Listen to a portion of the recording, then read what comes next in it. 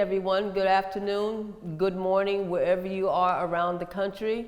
My name is Maryam, and as you know by now, I am the host of television. And as I always say, I bring on the best guest. Excuse me. And today, for some reason, I'm losing my voice today, but everything is good.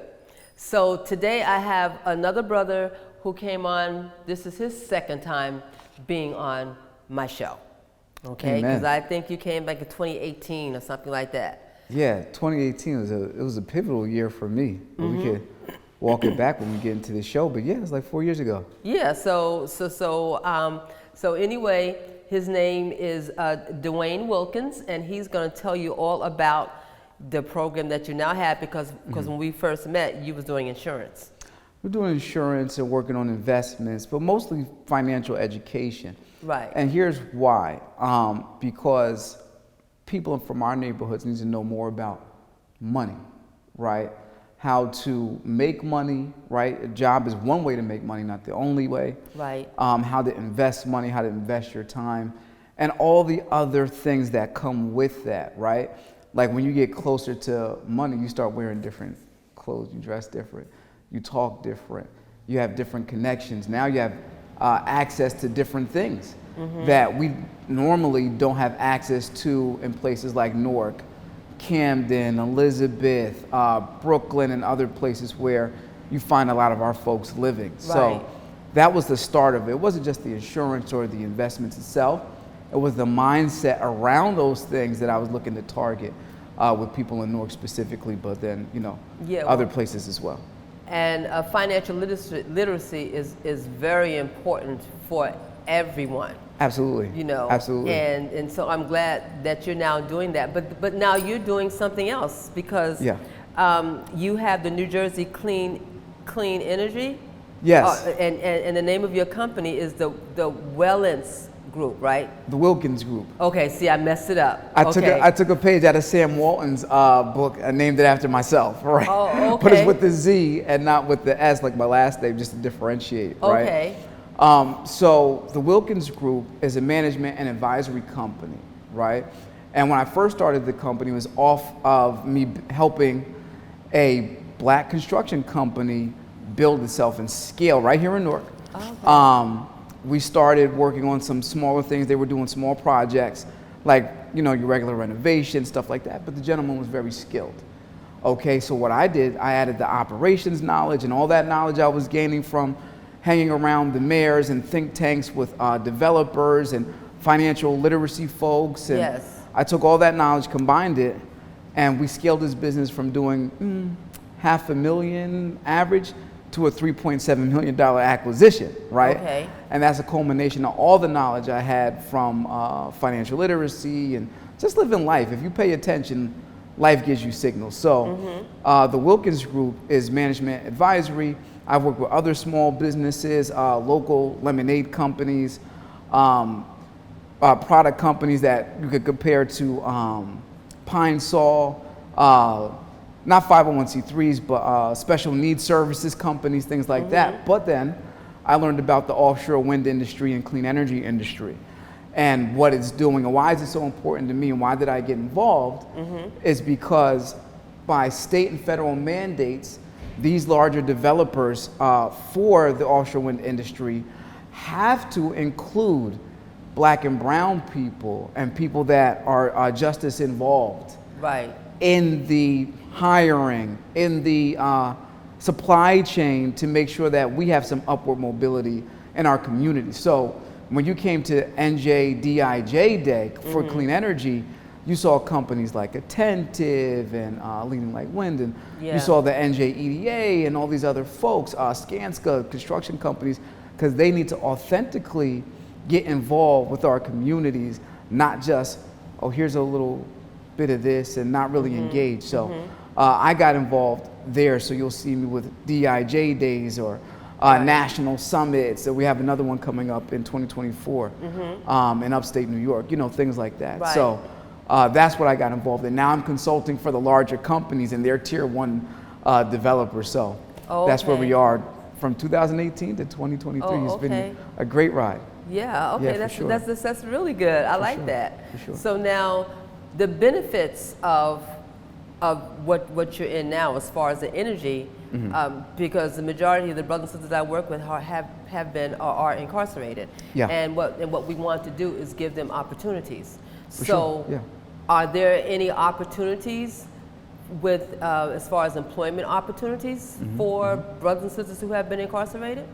Yeah, so part of DEIJ, right, and what we call diversity, equity, inclusion, and justice, they're adding other letters, but I'll keep it short for now, right? Okay. When you have the J on the end, the justice involved persons, Yes. is exactly that. So when it comes to job opportunities, we have to include those folks. We have to include women of color, people from the LGBTQ community, people with disabilities, right?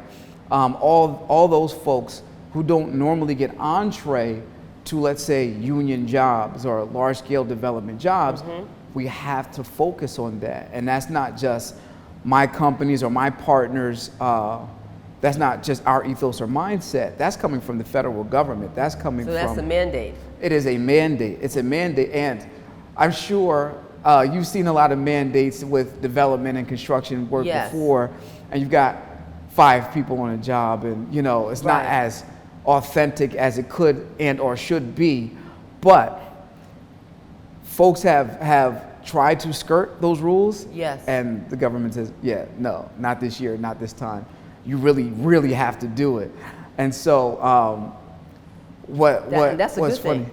that is a good thing, right? That's the leverage, right? Yes. But it's funny because, you know, normally you don't see Black and Brown Sisters Consulting, these companies on doing that, right? But we are involved in DIJ whether we like it or not, because we're people of color. That's right. Right? And then Right. you're also a woman. So Right. you have met some challenges already just on the day-to-day, being living in your skin, living in your reality.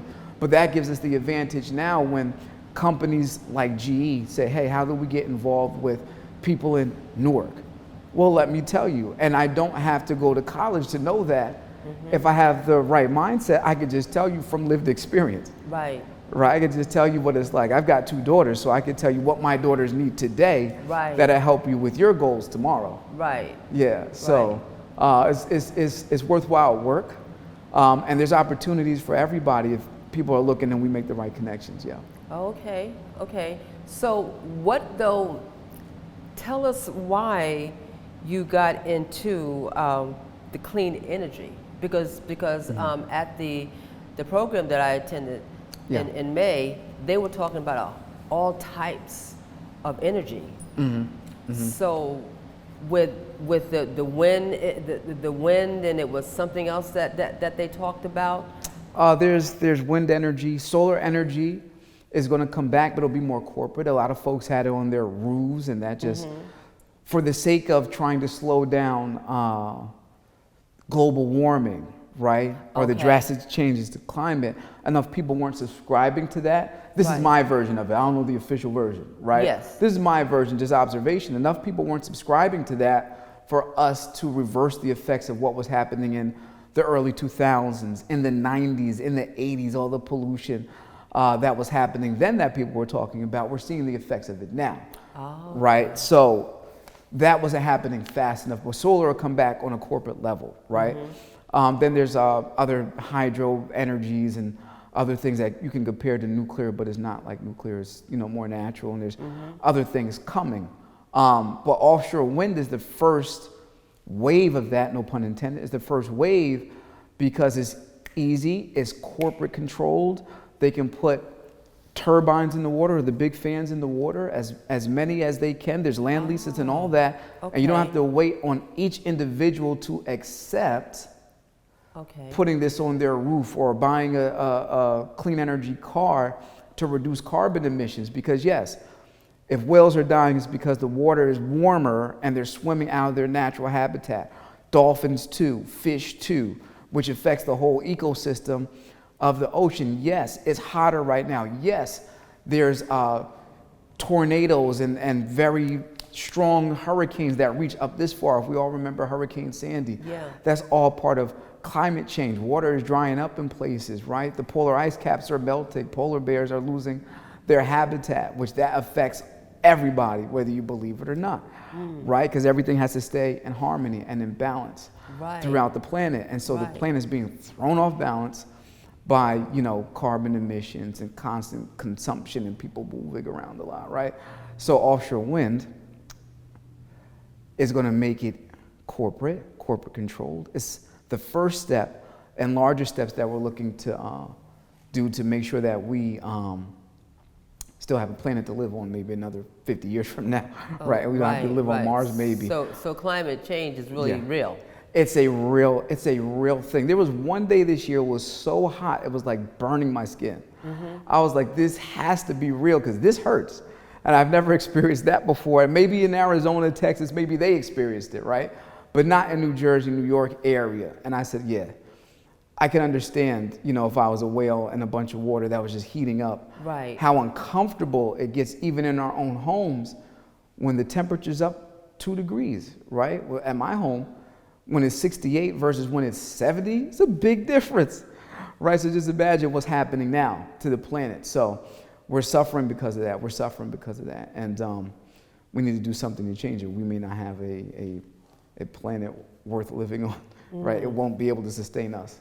We won't be able to live here. So, so why I got into it from working in construction, I heard about an event. It's called IPF. It's like the Super Bowl for clean energy, for offshore wind. Right now in particular, that was being held in Atlantic City. And I had been telling the owner of the construction company, I was saying, hey, we should go to Atlantic City. He's like, nah, that's too far. I'm like, maybe we should. And I attended one event where I met the mayor of Atlantic City, Marty Small. And I said, yeah, I've been trying to get to Atlantic City. He said, you should come down. And that very same night, because God is incredible, I go home, I open the computer, and what do I have? An email about this event in Atlantic City. Wow. Whoa. I said, I'm going to go. And I got sponsored by General Electric, Renewable, to go, right? I applied for a scholarship. I went, changed the course of everything. Wow. Changed the course of everything for me and for the things I'm seeing, but now I know it's going to change the course for everybody in the near future, and hopefully we can help a lot of folks who normally don't get a chance. Yeah, because that's where my concern is, because all these opportunities, whether it's the environment issues, everything has a component that is called employment. Yes. And a lot of times we don't take advantage of that. Yeah. That's very true. So now we have the opportunity, particularly with brothers and sisters who have felonies. And as you probably know by now, many of these brothers and sisters who have felonies, they're very, very talented. Yeah. And they're hardworking, given the opportunity, and they can become what I call testimonies of success if they are given that opportunity. And so when I heard about this, that was the first thing that came to my mind. Yeah. That we're going to be able to help help people in our neighborhoods. Now let me ask you a question. Will there be any training, like for people who don't know anything about this? Will there be any type of training for this that will be offered? Yeah. So that's one of the major steps right now with clean energy. Okay. Offshore wind in particular, to meet their goals, which is like 30% of workforce has to be from urban zones, right? Like 30%, something like that. Don't quote me, but that's close to the number. Okay, I know in Newark, anybody that's working on any construction sites, it should be at least 40% of Newark residents. Right. Yeah. Well, that's a whole other interview, right? Yeah, We'll get into that. Okay. But now this, because it's on a national level, it's bigger than just one city. There, it changes the rules a little bit, but it's about 30% have to be. But the challenge that the developers have, because most of them are European. Yes. Right. The large developers, and it's top down. So there's the developer, then there's the tier ones like General Electric. I know I keep saying them. Siemens Gamesa, Nexans. These larger companies that actually deliver the services, the cable laying, or the construction of the actual turbine. There is a factory in Paulsboro, New Jersey. It's called the EEW, and they're putting together the columns that hold the wind turbines in the water. They're called monopiles. Oh, wow. So that's happening now, and here's the issue.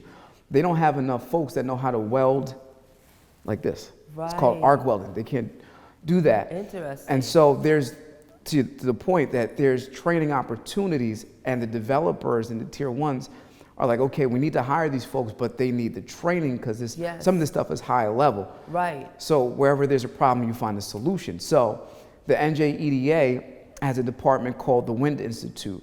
And I don't know if you knew this, but they had a grant program that went out, and several organizations, 5 of them were awarded. 2 were from Newark. Okay. Right?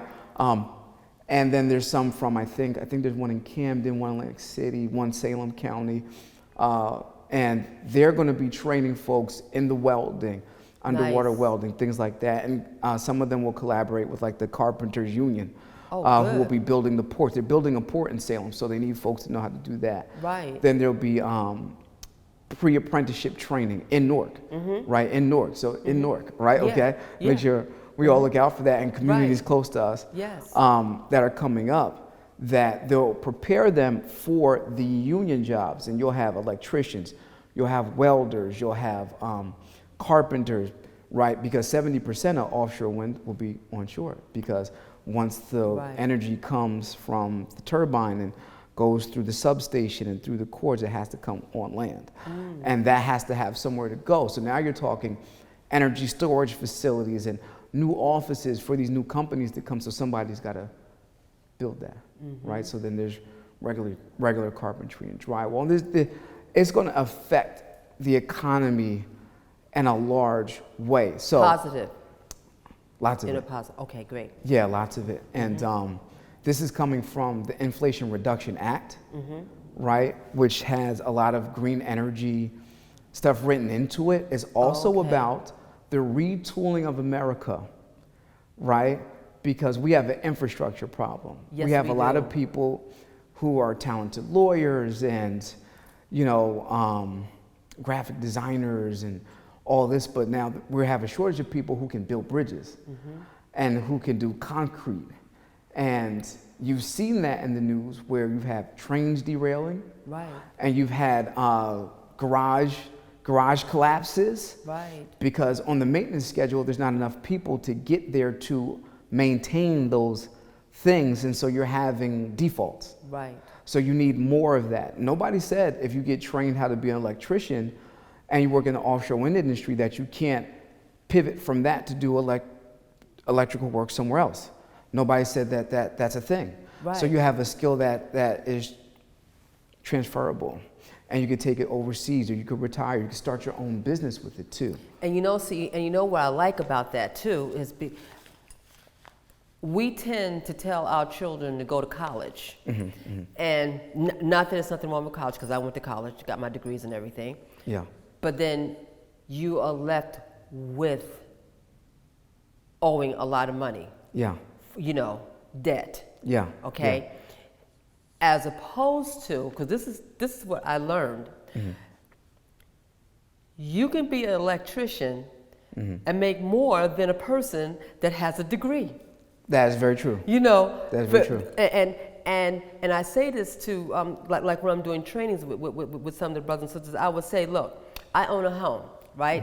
If something happens electrically in my home, I have to get a certified electrician to come in and take care of that work for me, because if they're not certified, my insurance company is not going to pay them, okay? And that and that electrician or that plumber will make more money than me or the average person with a degree. Yeah, and all you have to do is have your certification and your training. So that's why it's good, in my opinion, to gear them towards training as well. I was speaking at Westside High School, and the teachers and the principal at that time was talking about encouraging the students, you got to go to college, you got to do this. This is what, they were encouraging people to go to college, right? Which is good. I understand that. So when I got up to speak, I said, well, you know what? It's good to go to college because I went to college too. I said, but it's also good for you to get training because let's look at how much a college student will make and once they get their degree, and how much a person will make if they know if they're trained in welding or carpentry. Yes. And I said, and here's the key thing about getting your training. When you get your training, you don't owe any student debt. That's true. Okay, so I said, so it's your choice. Right. Okay. Yeah. So getting them to understand, like when I gave like the dollar amounts, the difference at that time, it's that the students coming to me and said, where can we go to get training? Yes. Yeah.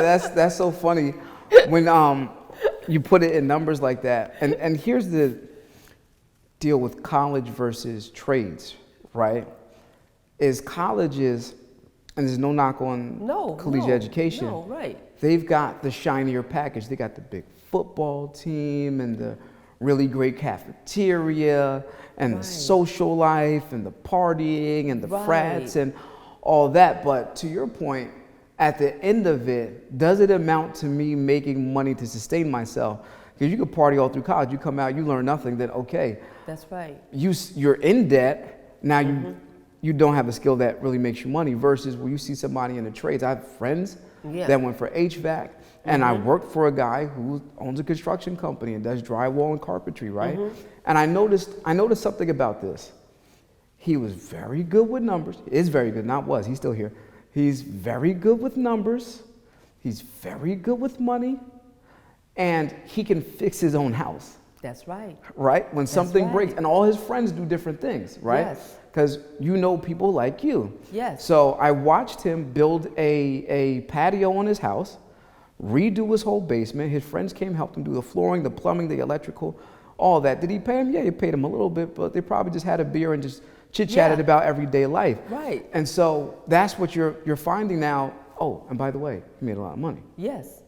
He made a lot of money. Yeah. Owns a 4-family house, has a couple different cars, takes care of his family, sends money back. He's from the island, sends money back home. Right. Now that is a life worth living, having control over your life. And then you have the college kids. I would do this, but I have $100,000 student loan debt, right? Yes. Now, if you're going to be a brain surgeon, please go to college so that you can do brain surgeon on me if I ever need it. Right. But 9 times out of 10, somebody needs a person to fix their car. Right.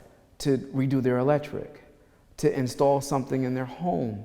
That happens more, or to build a home. Somebody might want a home from scratch, right? You need that on a more consistent basis in your life than you need brain surgery. That's where a lot of people need it. We still need doctors, but if people want to get into a meaningful career, there's a lot of money here. It comes a lot faster. The debt is 0 or very low. Exactly. My friend went to school at Lincoln Tech.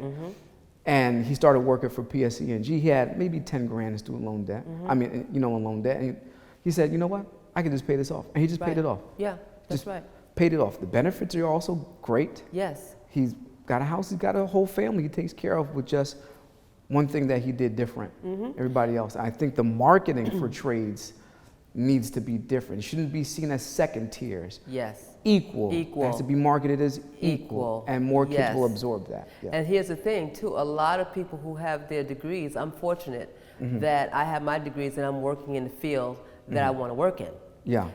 But a lot have their degrees and they're not working in their field. If you get a training, a trade, you are working in that trade. Yeah.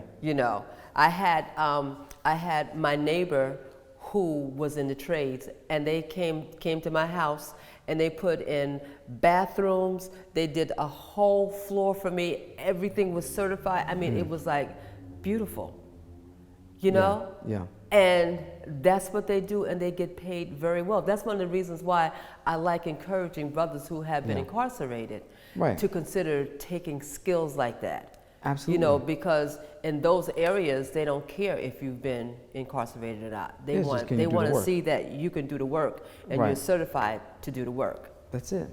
And the cool thing is you could work a job, let's say you work for a carpentry company 9 to 5, but then you know people in the neighborhood that need a little work. You do handyman work and still make extra money. How do you get ahead? You need to make more than what you spend on your regular expenses. This is the financial literacy part kicking in. Yes. You need to make more than what you spend, and then learn to invest it, learn to put it away. And let's talk about money for a second, right? I'm in a space now. It can only be a second because I just got the signal. It's time to wind up. Oh, sure. This is important. This is really important. People need to know, our people need to know what it feels like to have money. Yes. Money is good.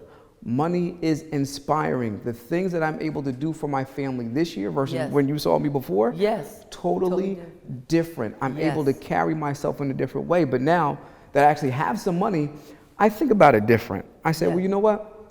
I don't want to go below this number because I've hit this threshold. Right. Let me hold off. How can I conserve, invest, and make more versus just spend and live paycheck to paycheck? Right. Right? I want every step to be upward mobility. I like a nice suit, okay? Right.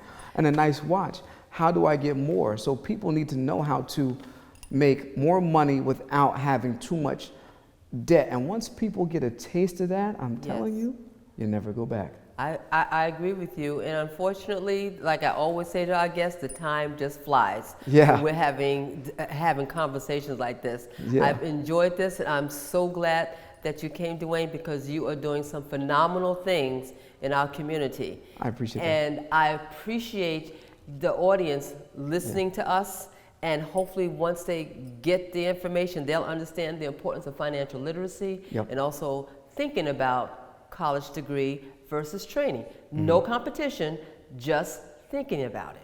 Absolutely. Thank you very much and have a wonderful day.